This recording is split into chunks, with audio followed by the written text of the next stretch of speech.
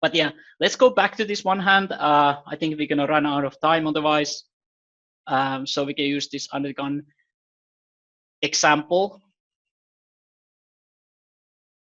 Ace 9 deuce. So again, Snowy would bet here half pot like 0% of the time as a under the gun, because like again we would kind of like, we don't have too many hands which want to bet huge here, 50%. So we would mostly just use like small size. We would use ace 9, ace king, ace queen, ace jack, king 9, 10 9, king queen. What would you guys do on if you bet small size on this flop like Hannes would, which is seems like the size what we should use? Would you bet turn with ace jack or ace queen, for example, if under the gun +1 calls? Would you bet those hands? Pot. Okay. Yeah. Okay, interesting. But what hands are you getting value from them versus the villa if you have ace queen, ace jack? Are we getting any value from anything?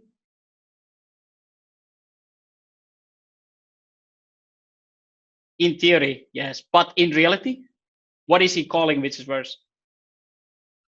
Yeah, exactly. So we probably shouldn't bet turn. I think it's going to be, okay, so let's see, he calls, turn is, let's say it's a brick. I don't know, maybe it is a bet. So we should still bet, let's see pot size. Should we bet still ace queen, ace 9? Yeah, we can always check the turn, which gives like some sort of cut shot. But of course that would maybe change it a bit. But half pot, are we betting ace queen? We are betting half pot, ace queen, ace jack. We would bet ace 10. So we would bet everything like smaller size. So worst hands which can call, we should tune down our bet size on turn. Like, and we are either ahead like a lot or we are behind a lot. It's kind of interesting spot. So it's not a spot where we want to use like 2x spot or something. It would be a little bit different if it was like low board and turn is low card. We would probably bet bigger size. But in this case, we could use like half pot, and pot seems like it's overkill, which makes sense. Like, because hands like ace queen, ace jack, we are like checking most of the time, for example. But yeah, so let's use the half pot. Can we still value bet the river? Let's say the river is 8. Can we still bet here for value with ace queen? We will bet like small size with ace queen, ace jack. So you really need to consider your range when you're betting. Your range and the hands you're getting value from. Basically, even board as good as ace 9 deuce, 7 8, we need to bet small on river with hands like ace queen off, because simply there's just not that many hands which can call which are worse, right? So it's kind of weird. Only hand I think which we just go nuts here is like ace king, I assume. It's like ace king is always like just banging, I think. But let's see, pot size. Pot size is not really used. I think when I was looking at similar situation earlier, and ace king was mostly like betting the turn maybe bigger as well. Let's look at this, because like when you have ace king, if I bet smaller, I can bet more parts of my range. If I get bigger, I bet less. Oh, sorry. Okay, what do you mean? I don't get this with looking at the sizings. Can you explain really quick? If I bet smaller, I can bet more parts of my range. Yes. Yes, exactly. You polarize your range when you bet more bigger, obviously. Yeah. Can you hear me? Yeah. Okay, yeah. So I don't like, if we sometimes you open this window where you can choose between the different sizings and then which combos you can bet with this sizing. Like if you would use that sizing. Okay. So obviously, like if I go pot, my range is less bets, and if I go half pot, my range is more bets. Mm-hmm. And like, I don't understand how this helps me to find a decision which sizing I should use. Because of course, I mean, if I say I only bet one big blind, I can say like, cool, I just see bet my whole range. Mm-hmm. But obviously that's a strategy that like is balanced, but it's not necessarily the one with the most value. So how do I find out if it's better to bet 1/4 pot, half pot, or pot here? Like, how do I see which of these sizing makes the most value for me? So well, it depends, of course, the villain you have. Like, okay, so, yeah, but how do I get to this answer? Like, after I worked with this, how do I know this is the sizing I should use? Like, how do I find this out now? So what sizing to use? Well, as we saw, like your range can't really bet ace queen off on turn with the pot size because you don't really have hands which want to bet that big. Because think about his range. His range is only like ace queen, maybe even some ace king, ace jack, ace 10. Ace 10 is probably not in his range, right? What hands are calling which you are targeted with pot size? This would be different if it was the big blind. So pot size makes sense. Then you should probably bet pot size if it was the big blind calling, because he can call ace 3, ace 4, ace 5, ace 6, ace 8. Yeah, you know, like, so versus big blind, we probably want to use bigger size. But versus this guy, because his range is so strong, there's so few hands he can call which are worse. Only hand maybe you should bet big on turn is like ace king, to be honest. Like, if you have ace king as an exploit, you should probably bet big. I understand, but if so, I've basically Snow is showing me two options. I can bet if I bet half pot, I can bet ace queen, and but if I play a strategy where I use a bigger sizing, then I check ace queen. So how do I know now if it's better for me to play the strategy where I pot some hands and check ace queen, or if I should use the strategy where I bet half pot with ace queen? Well, I guess you would have to filter this in your database, like whatever you use, and look at the spots where you open on the gun or somebody else open and see how people react. Like, there's no other answer really.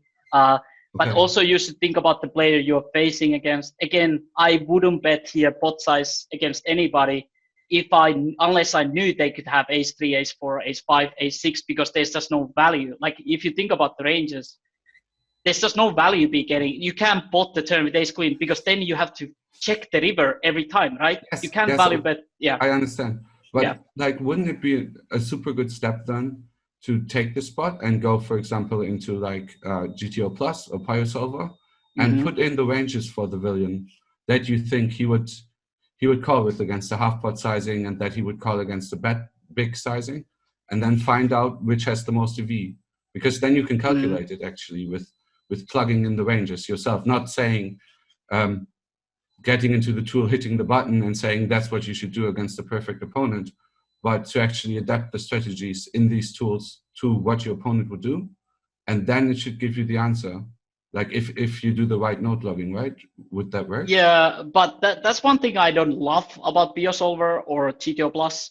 You plug in a couple of wrong hands and your calculation is gonna be messed up.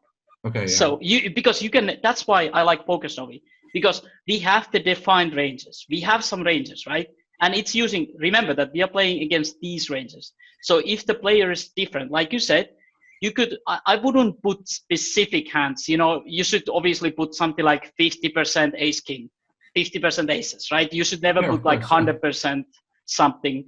If you do that, I think it could be fairly accurate, but first you should study and look at what your villains are calling from Under the Gun +1, because like some recreational guys could have in their range like pocket fours, for example, or they have ace 5 suited, right?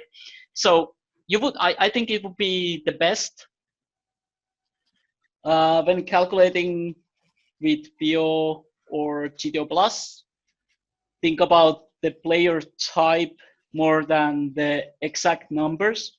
I think that's very important, because like, let's say, what would calling station call here? So they would call ace deuce suited, they would call like pocket deuces, you know, like somebody with very high VPIP, basically. So they might call all those hands, right? So versus this guy, you can probably bet the turn with ace queen and still bet the river big, and you might actually get value, right? So that seems like a good strategy versus a guy like that. But basically versus anybody with any sort of reasonable strategy, it's probably a bad idea. So But I think just when you calculate with this BO and GTO plus, don't make assumptions like for example like this, that the range is like this. If you messed up few hands here, it might be totally wrong answer. So instead, like just do 50% of this, 50% of everything, you know, whatever. Do 50% everything, like what you see from the HUD or what you see from your database or something. If you look at like under the gun opener and under the gun +1 call. But yeah, I think yeah, that's a good way. But remember that don't put like 100% on each hand, because that can give you very big errors, basically. Now I've always just been going with basically the closest I can get to what I think, what I know. So I mean, it's a game of, I feel like since it's a game of incomplete information, I want to use all of the information I have in the best possible way to find the answer. So I just go like, I go into the database really quick and look at, like with the other coach we have, yes, they do player pool analysis and stuff. And then instead of saying like, well, I don't know how this guy plays, I know that GTO should defend this big blind range, but we know player pool does it like this, so this is more likely. And then it gets like closer and closer. But obviously, yeah, as you said, if you fuck up a little, you fuck up. Like the solution is wrong. Exactly. I guess so be careful with that, making assumptions. That's why, again, that's why the PokerSnowy is so good, because you can make assumption. Like technically we should always leave from the, unless we have population reads, like you said, we should always play at first optimal, right? Because then nobody can exploit us. But if we have population reads that this is how 80% of the population plays, we usually make good decisions because 80% it is correct, right? That's why population tells are very important. But it is very important to understand the basic line. So if this is like standard villain, I'm giving them always 2 strong range before I have information that he's a calling station, right? So you should always start with being too conservative before you have more knowledge. So be careful with that. Don't make huge assumption based on like small sample sizes, because the small sample sizes are very tricky. But yeah, I think that's it for this session. I will end this recording.